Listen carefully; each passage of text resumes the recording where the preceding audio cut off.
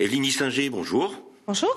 Alors vous étiez arc-bouté depuis des années contre les ouvertures de commerce le dimanche et il a suffi que quelques petits commerçants soient contrôlés pour que votre position évolue. Pourquoi ?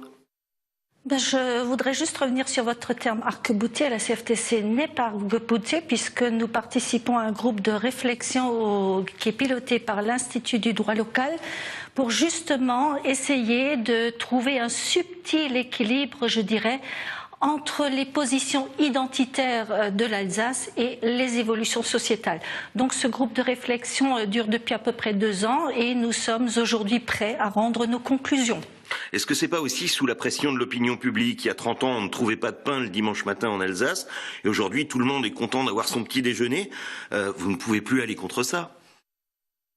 Déjà, tous les commerces ne sont pas ouverts. Les commerces qui sont ouverts le dimanche, j'aimerais quand même le rappeler, c'est une minorité. J'aimerais quand même saluer le comportement citoyen des commerces qui respectent la législation du travail.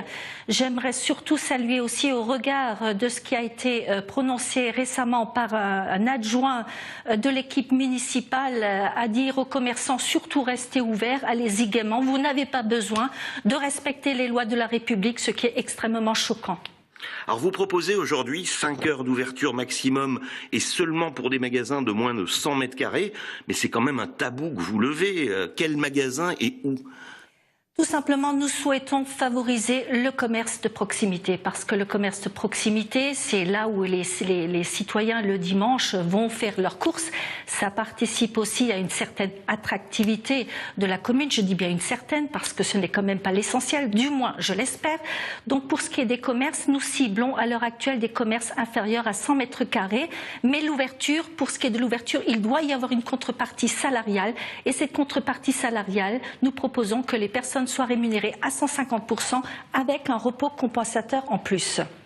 Alors vous parlez également de choix de société pour la fermeture le dimanche, mais à l'heure de la mondialisation, cette exception alsacienne est un peu anachronique, non ?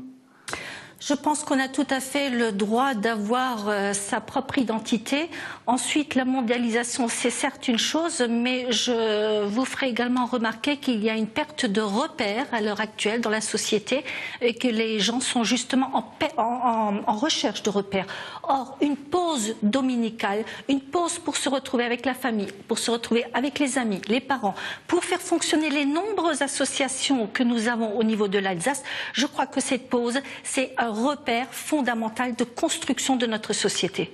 Eline Singer, merci. Merci.